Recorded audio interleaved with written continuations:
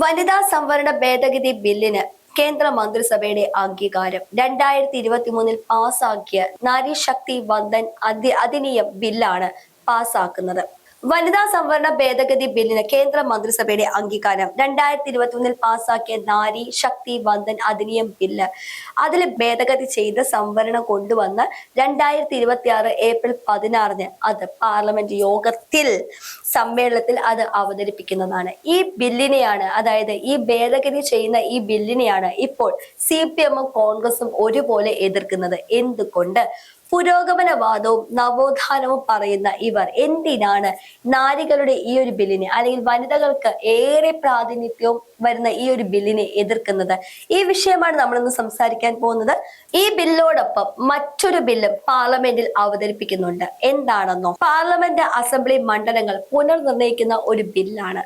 ആ ബില്ല് കൊണ്ടുവന്നാൽ, അല്ലെങ്കിൽ ആ ബില്ല് നിയമമായി കഴിഞ്ഞാൽ, ലോക്സഭാ മണ്ഡലങ്ങളുടെ എണ്ണം നിലവിൽ 543 ആ ബില്ല് പ്രാബല്യത്തിൽ വരുന്നതോടുകൂടി 543 നിന്നും 816 ലോക്സഭാ മണ്ഡലങ്ങൾ ഉയരും. മാത്രവുമല്ല, ഇതിൽ 273 സീറ്റുകളും വനിതകൾക്കാണ്. ഇതുകൊണ്ടൊക്കെ തന്നെയാണ് ഈ ഒരു ബില്ലിനെതിരെ ഇവർ പരസ്യമായിട്ട് ഈ ബില്ല് ഇപ്പോൾ നടപ്പാക്കണ്ട, ഇതൊരു രാഷ്ട്രീയ തന്ത്രമാണ് എന്നൊക്കെ പറഞ്ഞു വരുന്നത്. ഇനി നമുക്ക് അടുത്ത എന്തൊക്കെ മാറ്റങ്ങളാണ് ഈ ബില്ലിൽ കൊണ്ടുവരുന്നത് കൂടി നമുക്ക് നോക്കാം. ഈ ബില്ല് നിയമമാകുന്നത് കൂടി നിയമസഭാ സീറ്റുകളിലും മണ്ഡലങ്ങളിലും ഒരുപാട് വ്യത്യാസം വരും. ലോക്സഭാ സീറ്റുകൾ ശരിക്കും നമുക്ക് 20 സീറ്റാണ്. ആ 20 സീറ്റിൽ നിന്ന് 30 സീറ്റുകളായിട്ട് ഇത് വർദ്ധിപ്പിക്കും. ഇതും ഒരു മാറ്റം തന്നെയാണ്. ഇനി രണ്ടാമത്തെ കാര്യം എന്താണെന്ന് വെച്ചു കഴിഞ്ഞാൽ, നിയമസഭാ മണ്ഡലങ്ങൾ 140 ഈ 140 മണ്ഡലങ്ങളിൽ നിന്നും 210 മണ്ഡലങ്ങളായിട്ട് ഇത് ഉയർത്തും. ഇതെല്ലാം വനിതകൾക്ക് പ്രാധാന്യം നൽകുന്നതാണ്.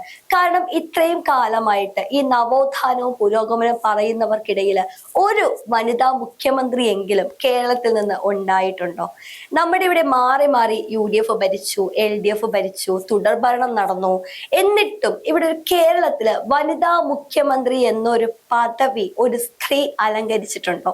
പറയുമ്പോൾ നവോത്ഥാനവും പുരോഗമനവാദവും കൊട്ടിഘോഷി പറയുന്നവർ, സ്ത്രീകളുടെ അവകാശത്തിന് വേണ്ടിയിട്ട് വനിതാ മതിൽ വരെ പണിതവർ, കാസർഗോട്ട് നിന്നും തിരുവനന്തപുരം വരെ കൈ നീട്ടിപ്പിടിച്ച് വനിതാ മതിൽ പണിതവർ, എന്തിന്? സ്ത്രീകളുടെ അവകാശത്തിനും ശബ്ദത്തിനും സ്വാതന്ത്ര്യത്തിനും വേണ്ടിയിട്ട്, തുല്യതയ്ക്ക് വേണ്ടിയിട്ടാണ് വനിതാ മതിൽ പറഞ്ഞത്. ഈ തുല്യതയ്ക്കും അവകാശ സ്വാതന്ത്ര്യത്തിനും ശബ്ദ സ്വാതന്ത്ര്യത്തിനും ഒക്കെ വനിതാ മതിൽ പറയുമ്പോൾ എന്തുകൊണ്ട് ഇവർക്ക്, അതായത് LDF-നാണെങ്കിലും UDF-നാണെങ്കിലും അവരുടെ ഭാഗത്തു നിന്ന് ഒരു വനിതാ മുഖ്യമന്ത്രിനെ കേരളത്തിലേക്ക് സംഭാവന ചെയ്തുകൂടാ? ഇപ്പോൾ ഒരു ഇലക്ഷൻ കഴിഞ്ഞു.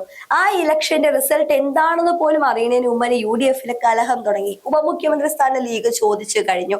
ആഹാ, എന്താ രസമല്ലേ? CPM ആണെങ്കിൽ ഒന്നും മിണ്ടിയിട്ടും കൂടിയില്ല. കാരണം ആർക്ക് കിട്ടുമെന്ന് പോലും അറിയില്ല. ഇതൊരു തൂക്കും മന്ത്രിസഭയിലേക്ക് വരുമെന്നാണ് ഒരു വിഭാഗം ആളുകൾ പറയുന്നത്. കാരണം ഭൂരിപക്ഷം ആർക്കും ഇല്ലാതെ തൂക്കു മന്ത്രിസഭയിലേക്ക് പോകുന്ന രീതിയാണ് ഇപ്പോൾ കാണുന്നത്. ഇതൊരു തൂക്കു മന്ത്രിസഭയിലേക്ക് വന്നു കഴിഞ്ഞാൽ ഉപമുഖ്യമന്ത്രി സ്ഥാനവും മുഖ്യമന്ത്രി സ്ഥാനവും സ്വപ്നം കണ്ട് കഴിയുന്ന UDF-ന്റെ അവസ്ഥ എന്താക്കുമെന്ന് നിങ്ങൾ ഓർത്തിട്ടുണ്ടോ? ഉപമുഖ്യമന്ത്രി സ്ഥാനം ലീഗിൽ നിന്ന് വേണമെന്ന് പറയുന്നവർ എന്തുകൊണ്ട് മുഖ്യമന്ത്രി എന്നൊരു പദവി ഒരു സ്ത്രീക്ക് അലങ്കരിക്കണമെന്ന് ആരും വാശി പിടിക്കുന്നില്ല? അതിപ്പോ LDF ആണെങ്കിലും UDF ആണെങ്കിലും രണ്ടുപേരുടെ ഭാഗത്തു നിന്ന് ഈ ഒരു നീക്കം നമുക്കറിയത്തില്ല. LDF ഭരിച്ചാലും UDF ഭരിച്ചാലും എപ്പോഴും ആണുങ്ങൾ തന്നെയാണ് മുഖ്യമന്ത്രി ആകുന്നത്. ഒരു സ്ത്രീക്ക് എന്തുകൊണ്ടാക്കിക്കൂടാ? പറയുമ്പോൾ ഇവർ 10 വർഷത്തെ സ്ത്രീ സുരക്ഷയുടെ കാര്യം പറയും. ആ സ്ത്രീ സുരക്ഷയുടെ കാര്യം പറയുമ്പോൾ സ്ത്രീക്ക് ഒരു പ്രാതിനിധ്യം കൊടുത്തുകൊണ്ട്, അല്ലെങ്കിൽ സ്ത്രീ ഒരു കേരളത്തിലെ ഒരു തലവൻ ആക്കിക്കൊണ്ട്, ഒരു പടത്തലവന്റെ നേതാവാക്കിക്കൊണ്ട് എന്തുകൊണ്ട് ഒരു മുഖ്യമന്ത്രി സ്ഥാനം ഇവർക്ക് ആർക്കും കൊടുത്തുകൂടാ? നമ്മൾ KR ഗൗരിയമ്മയുടെ കഥ കേട്ടതാണ്. KR ഗൗരിയമ്മയ്ക്ക് കൊടുക്കേണ്ട മുഖ്യമന്ത്രി സ്ഥാനമായിരുന്നു. അത് നഷ്ടപ്പെടുത്തിയത് ആര് തന്നെയാണ്? ആ പാർട്ടിയിലെ നേതാക്കൾ തന്നെയാണ്. ഇതൊക്കെ ചരിത്രമാണ്. കാരണം കേരളത്തില് ആര് ഭരിച്ചു കഴിഞ്ഞാലും ഇവിടെ ഒരു മുഖ്യമന്ത്രി, ഒരു വനിതാ മുഖ്യമന്ത്രി എന്നത് ഒരിക്കലും നടക്കുന്ന കാര്യമല്ല. അതുകൊണ്ട് തന്നെയാണ് ഇവർ ഇപ്പോഴും ഈ ഒരു സംവരണം, അതായത് വനിതാ സംവരണ ബിൽ പാസ്സാക്കുമ്പോഴും ഇതിനെ എതിർത്തുകൊണ്ടിരിക്കുന്നത്. എന്തുകൊണ്ടാണ് ഇവർ ഇതിനെ എതിർക്കുന്നത്? ഇവർ എന്തിനാണ് ഭയക്കുന്നത്? 33% വനിതകളുടെ ശബ്ദം പാർലമെന്റിൽ അലയടിക്കുമ്പോൾ ഇവർക്ക് പേടിയാണോ? ഇവർക്ക് ഭയമാണോ? നവോത്ഥാനവും പുരോഗമനവാദത്തിന്റെ എടുത്തെടുത്ത് പറയുമ്പോഴും ആ നവോത്ഥാന പുരോഗമനവാദവും തന്റെ പാർട്ടിക്കുള്ളിൽ നിന്ന് ആദ്യമേ തുടങ്ങണമെന്ന് ഇവർ എന്തുകൊണ്ടാണ് ചിന്തിക്കാത്തത്?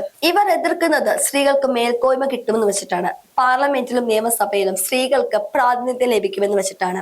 ഇവർ എന്തുകൊണ്ടാണ് സ്ത്രീകളുടെ മേൽക്കോയ്മ ഇവർ തടയാൻ ശ്രമിക്കുന്നത്? ഒരു പക്ഷേ ഇവർ കൂട്ടുകൂടിയിരിക്കുന്നത് ജമാഅത്തെ ഇസ്ലാമി പോലുള്ള വർഗീയ ശക്തികളെയാണ്. ആ വർഗീയ ശക്തികളെ നമുക്ക് നോക്കിയാൽ മനസ്സിലാകും. സ്ത്രീകളെ വെറും അടിമകളായിട്ട് കാണണം, സ്ത്രീകൾക്ക് യാതൊരു സ്വാതന്ത്ര്യം കൂടി കൊടുക്കാത്ത ഒരു ടീംസ് ആണ്.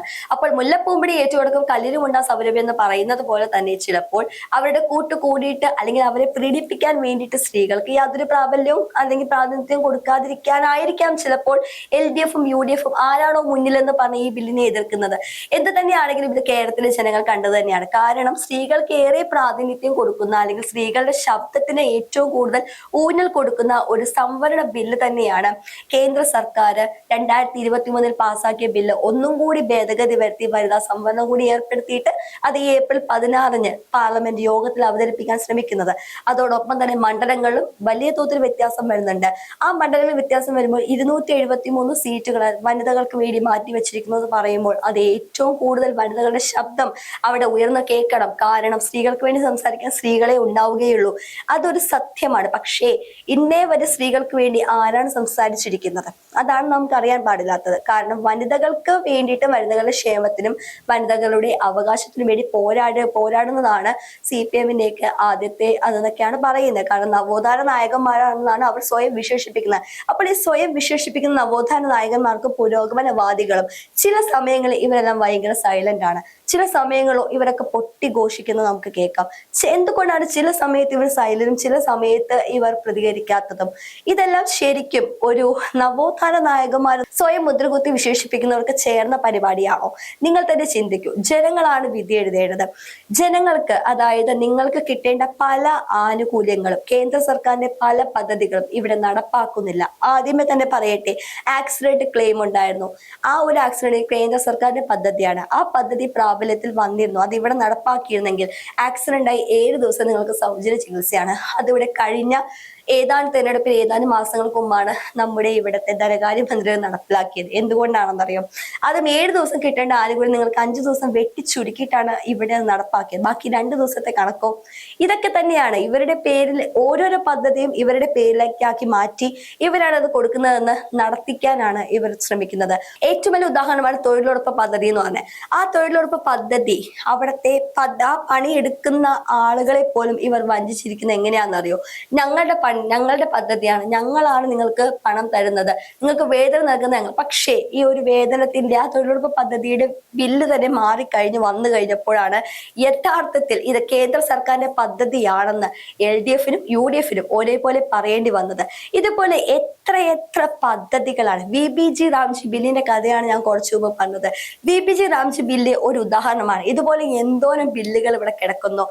കേന്ദ്ര സർക്കാരിന്റെ പദ്ധതി സ്വന്തം പദ്ധതിയാണെന്ന് പറഞ്ഞ് ജനങ്ങളിലേക്ക് എത്തിക്കുക. കേന്ദ്രം യാതൊരു പദ്ധതിയും ഇവിടെ നടപ്പാക്കിയിട്ടില്ല, യാതൊരു പണവും തന്നിട്ടില്ല എന്ന് വരുത്തി തീർക്കുക. കേന്ദ്രത്തെ ആൾക്കാരുടെ മുന്നിൽ അധിക്ഷേപിക്കുക. ഒരു പണവും നൽകാതെ എങ്ങനെയാണ് നിങ്ങൾ ഈ പദ്ധതികളെല്ലാം നടപ്പാക്കുന്നത്? ഒരു മിനിമം കോമൺ സെൻസ് ചിന്തിച്ചു കഴിഞ്ഞാൽ നിങ്ങൾക്ക് എല്ലാവർക്കും മനസ്സിലാവുന്നതേ ഉള്ളൂ. VBG റാംജി ബില്ല് ഒരു എക്സാമ്പിൾ ആണ്. ഇതേപോലെ തന്നെയാണ് ഇപ്പോൾ വനിതാ സംവരണ ബില്ലിനെ ഇവർ എതിർക്കുന്നത്. കാരണം VBG റാംജി ബില്ല് കൊണ്ടുവന്ന് കഴിഞ്ഞു കഴിഞ്ഞപ്പോൾ പണിക്ക് ആള് വരുന്നില്ല. പക്ഷെ എന്നിട്ടും കൃത്യസമയത്ത് അവർക്ക് വേതനം ലഭിക്കുന്നുണ്ട്. അവർ വരുന്നില്ല, എന്നിട്ടും അവർക്ക് വേതനമുണ്ട്. പക്ഷെ അവർക്ക് കിട്ടുന്നൊന്നുമില്ല. ഇതിലൊരു വലിയൊരു കള്ളക്കളികൾ തന്നെയാണ് ആ ബില്ല് രണ്ടാമത് പാസ്സാക്കി കഴിഞ്ഞപ്പോൾ പൊളിഞ്ഞു വീണത്. കാരണം നേരത്തെ വരിക, കൈയിട്ട് വരിക, കക്ക എന്നുള്ളതായിരുന്നു LDFന്റെയും UDFന്റെയും പരിപാടി. അത് രണ്ടും നടക്കില്ല. കാരണം VBG റാംജി ബില്ല് പണിയെടുക്കാൻ വരുന്നവര് അവരുടെ തമ്പ് രേഖപ്പെടുത്തണം. മസ്റ്ററിംഗ് ആയി കഴിഞ്ഞപ്പോഴത്തേക്കും ആദ്യമേ തന്നെ വരാത്ത ആളുകളുടെ പൈസ അടിച്ചു മാറ്റാൻ പരിപാടി അവിടെ നിന്നും. ഇതുപോലെ തന്നെയാണ് കള്ളങ്ങൾ ഓരോന്നായിട്ട് പൊളിച്ചെടുക്കുമ്പോൾ കേന്ദ്ര സർക്കാർ കുറ്റക്കാരാണ്. എന്നാൽ കേന്ദ്ര സർക്കാരിന്റെ പദ്ധതികൾ ഇവർക്ക് മറ്റൊരു പേരിൽ ആവിഷ്കരിക്കുകയും ചെയ്യാം. ഇതുപോലെ തന്നെയാണ് വനിതാ സംവരണ ബില്ലിനെതിരെ ഇപ്പോൾ LDFും UDFും ഒരേപോലെ എതിർക്കുന്നത്. ഒരേ ശബ്ദമാണ് ഇവർക്ക്. കാരണം ഞാൻ അന്നും പറയുന്നു ഇന്നും പറയുന്നു, കേരളത്തിന് പുറത്ത് ഇവർ ഇന്ത്യ സഖ്യമാണ്.